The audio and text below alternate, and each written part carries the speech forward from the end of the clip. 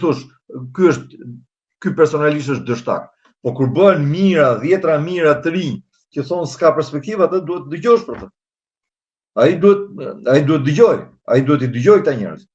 Po ti dëgjoj nga pikpamja politike, jo me hapa institucional të improvizuar. Se themu thot ai, hajde ta improvizojmë tani ik ti, se do sjellim qeveri teknike, nuk funksionon kështu sistemi politik. Kështu ka funksionuar, sepse për një çadër u lla gjysma e qeverisë, çadrën e Lulit. Tani ata janë më shumë. Pse mos shkojnë zgjedhje të parakoshme ose qeveri teknike? Po flas për kërkesat e tyre. Po se vendi nuk është në krizë. Nuk është në krizë institucionale, as në krizë kushtetuese. Si është u kapën për një politikë të caktuar, as për një politikë të caktuar, për një vendim të caktuar, për një projekt të caktuar. Edhe pse nuk u morën vesh për një projekt, do shkoj vendi në zgjedhje. Nuk besoj se është një projekt. Ju, zoti Peshkopia, jeni i kënaqur me këtë model ekonomik që reflekton edhe Sazani, Zvërneci, sepse kemi parë portin e Qullash. Jo, unë nuk jam i kënaqur me këtë model ekonomik, po jo që përfaqëson Sazani ose Zvërneci. Unë nuk jam i kënaqur edhe shumë i entuziazmuar nga ky projekt nuk jam. Unë nuk jam nga ata njerëz të cilët thonë që Shqipëria ka zgjidhjen e turizmit. Turizmi është ekonomi e dembelve dhe të paditurve. Unë mendoj që Shqipëria të ardhmen e vet duhet ta kërkojë në teknologjinë, në industrinë, në inovacion. Asgjë, absolutisht nuk jam ky vetëm se do ta ngrinte nivelin e turizmit nga turizmi i Byrekut tek turizmi i nivelit të Antalës.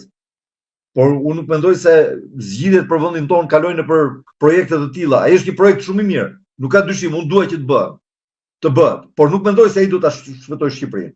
Por nuk mendoj se ja vlente një luftë e tillë nga të dyja palët për atë projekt. Po të më kishe thënë se do të ndërtohet një qendër e të dhënave, do kisha luftuar edhe unë, do kisha dalë të luftoj edhe unë. Qofse qeveria e mbronte dhe njerëzit do ta kundërshtonin, unë do dilja të luftoja kundër qeverisë. Tani nuk kam arsye për dalë, se nuk është e ardhmja e vendit. Qendrat e të dhënave, AI-ja, teknologjia, çipet. Kjo është e ardhmja, kjo mund ta çojë përpara vendin tonë. Inovacioni. Kështu që nga kjo pikpamje, grindjet nuk janë për një imazh të madh, super të madh qeverisë etj. Janë më tepër grindje të vogla, nuk po na pëlqen ky projekt, nuk po na pëlqen mbyllja e dyerve dhe hapësirave, nuk ka diskutime për politika të mëdha, nuk ka diskutime për çështje të rëndësishme për të ardhmen e vendit. Edhe ata që kanë dalë atje nuk kanë dhënë një vizion magjik se çfarë do të bëhet, si do të bëhet. Do ruajmë pelikanët, thotë, do ruajmë ato flamingot, se kam një çifte të vjetër aty se po më hidhet ndonjëherë të shkoj ta pastroj nga ndryshku, të shkoj t'i vras ato flamingo që të bijnë rahat, i nxjerrim nga ekuacioni, se mi ngatruar me flamingo me pelikan qimele shkatshurrel. Pa lidhje janë ato. Pra dhe Berisha ka drejt që është në krah në një lim me Ramën me këtë që mbështet projektin. Ka një ndryshim madh mes një qytetari të lirë siç jam unë dhe Sali Berishës që është një qytetari që është një politikan i investuar. Unë mund ta them mendimin tim siç e kam dhe si jap llogari asnjëriu. Ai ka jo vetëm një parti mbrapa, por ka edhe llogari të tjera të hapura me Shtetet Bashkuara me Bashkimin Evropian, me Britaninë etj. Kështu që kur ai mban qëndrime të ndryshme mbrapa qëndrimeve të tij, duhet shikosh kush janë edhe interesat e tij politike, po dhe interesat e tij personale. Kështu që nëse në pari mund të thoja po, ka të drejtë. Që ai nuk i investohet, që ai nuk i kundërvihet një projekti të tillë të madh, është projekt shumë i mirë. Është një projekt sigurisht që asnjëri nga ne nuk e ka parë në letër, por ideja që do vi, se kemi dëgjuar shifra të ndryshme nga 1.4 miliard deri në 4 miliard etj. Por a është 1.4, a është 4 miliard, a është 500 milion? Ato janë projekte të cilat jo vetëm e ndihmojnë Shqipërinë, por nuk do them siç po dëgjova dikë që thonë aty se ai do ta shpëtojë Shqipërinë ai projekt. Ai nuk e shpëton ai projekt Shqipërinë, thash përpara, asnjë projekt turistik nuk e ndihmon Shqipërinë, nuk e shpëton Shqipërinë. Vetëm projektet mëdha teknologjike, sidomos të këtyre teknologjive më të fundit digjitale dhe inovacione, ato mund ta shpëtojnë Shqipërinë. Por ai e ndihmon shumë Shqipërinë si nga ana ekonomike, sidomos nga atë pjesë, në atë rajon, por edhe nga pikpamja gjeopolitike, sa të kesh një investim të tillë të madh në Shqipëri, në një farë mënyre ke bler një policë sigurimi, ti je njëkohësisht je i siguruar në një skemë më të madhe gjeopolitike. Kështu që nga kjo pikpamje ai është një projekt i mirë. Këto broçkollat që thon këta për dëmet që do të sjellë etj, ato janë krejtësisht të pabazuara. Ato flamingot që më kanë ardhur më të hundës, ato po mbivlerësohet roli i tyre, ato në fakt nuk janë aty, nuk jetojnë aty. Ato vetëm ulen aty në shtektimin e tyre. Ato shkojnë ato shkojnë edhe lëshojnë vestë e tyre në jug të Francës ose në Spanjë, pikërisht në zonat të tilla ku janë ndërtuar resorte të tilla të luksit. Dhe mbrojtja më e mirë e atij rajoni atje është pikërisht të ndërtohet një resort i tillë, sepse i shton mbrojtjes nga shteti edhe mbrojtje nga privati, sepse ai është i investuar që ta mbrojë mjedisin atje, sepse ai aty e ka të mbështetur bazën e biznesit vet.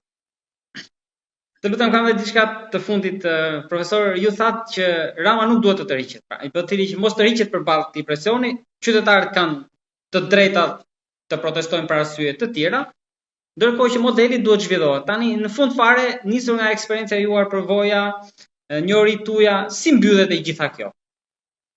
Po siç është mbyllur në vende të tjera rreth rrotull, është më e mundur është që do të lodhen protestuesit.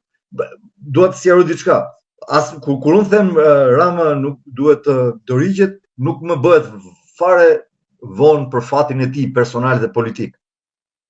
Sa herë të shkoj në zgjedhje ai unë do votoj kundër tij. Unë nuk do votoj për të. Unë nuk kam votuar kurrë për të, nuk do votoj kurrë për të. Ndonse unë e kam pasur shok rini atë dhe me këtë personalisht nuk kam asgjë. Unë nuk votoj kurrë për socialistët dhe kurrë nuk do të votoj për socialistët. Unë nuk dua që kjo të quhet sikur unë po mbroj qeverinë e tij dhe pushtetin e tij. Unë po mbroj sistemin politik. Sistemi politik duhet mësohet që funksionon me zgjedhje periodike 4 vjetore. Dhe njerëzit shkojnë votojnë një herë në 4 vite. Dhe sistemi politik nuk mundet të shantazhohet nga rruga. Pa pasur krizë, 10, 20, 30.000 qytetarë nuk mund të sajojnë në mënyrë artificiale një krizë. Pa pasur krizë sistemike. Sepse kjo mund të interpretohet, dikush mund të thotë ka krizë ekonomike ose ka krizë morali. Këto janë tjera gjëra, mua nuk më interesojnë këto janë pamatshme. Ai që më intereson mua është që vendi nuk ka një krizë politike. Vendi ka një qeveri funksionale, ka një kuvend funksional. Njerëzit nëse nuk dinë të votojnë, nuk ja u kanë fajin unë. Njerëzit nëse duan të përmbysin një qeveri, do shkojnë të votojnë ta përmbysin atë. Legjitimisht. Sepse se këto cikle të mungesës së stabilitetit kanë krijuar tani përshtypjen që hajde s'ka gjë se edhe po votuan pamend, edhe nëse flen deri në darkë atë ditë se kemi pirë shumë drogë natën e kaluar edhe shumë raki në ato festa, edhe shumë narkotik në ato festën e të shtunës të mbrëmjes na doli gjumi, s'ka gjë punë e madhe se ndoshta rrugës diku çohemi të gjithë bashkë dhe rrezojmë qeverinë. Nuk funksionon kështu një sistem politik. Sistemi politik ka nevojë për stabilitet. Do votohet një herë në 4 vite për kuvendin dhe do vazhdoj jeta, do vazhdoj puna. Sepse këta ngatrojnë, menjëherë sapo dilet në protestë, menjëherë kërkohet rënja e qeverisë. Mund dalësh në protestë, s'ka nevojë që të më dojë mos kërkosh rënja e qeverisë. Del në protestë, je kundër projektit dhe shpalos qëndrimin tënd kundër projektit, qeveria mori shënim atë, do ta shikoj, do ta diskutoj këtë çështje, do ta shikoj edhe në kuadër të llogaritjeve të pushtetit dhe në rregull. Sapo vetë dhe ne e kemi dëshmuar. Ka kaluar nga disa kërkesa, ishin disa kërkesa ligjore, të hiqet ky ligj, të shfuqizohet ky ligj etj. Që është mënyrë shumë legjitime e shprehjes së vullnetit popullor ose një dëshire popullore nga një grup njerëzish, del tani aty që ne nuk largohemi që këtu se parën qeveria. Po mirë, mos u largohemi aty. Çfarë i prishti punën aty? Ashtu e kemi pas te bulevardin, se mban më të je i ri. Ai bulevard ashtu ka qenë nga ora 6 e deri në 8-9 ka qenë plot me njerëz në komunizëm. Edhe ajo në fakt një lloj proteste ishte. Komunizmi përpiqej të izolonte njerëzit nga njëri tjetri, edhe ne dilim gjithë mbrëmjen në bulevard dhe shotisnim aty nga ora 6 deri në 8-9-10 që takoheshim me njëri tjetrin. Po tani shoku juaj Fermeris, ju duket më shumë në hall apo i ka manovra këto për të larguar vëmendjen? Nuk e di. Për këtë duhet të pyesni ato.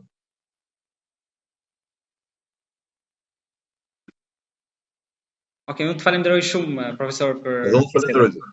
Faleminderit për mbështetjen që më dha mundësi të komunikoj. Gjithmonë Dylber, sa herë do ndonjë mendim tim gjysmak, sakat, qoftë edhe të gabuar, gjithmonë jam i gatshëm. Faleminderit për mendimet tuaja, profesor.